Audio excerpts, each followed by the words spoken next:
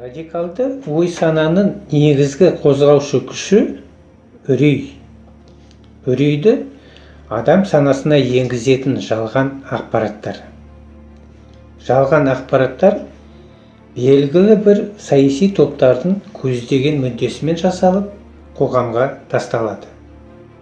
Сосын үрейлі сезім қалыптастыру үшін қайта бір оқиғаны айналдыра береді. Оны саясатта промывание мозгов дейді. Яғни, бір бағытты терістеп, адамды екінші бір бағытқа сендіру. Сенген адамды өз мақсатына, мүддесіне пайдалану.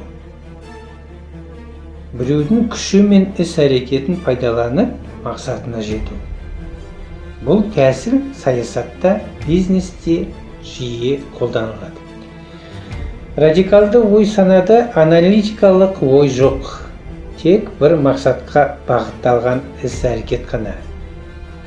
Демек, радикалдар шолақ ойлайды. Шолақ ойлайтын адамның өмірі де шолақ болады. Олар тек орындаушы.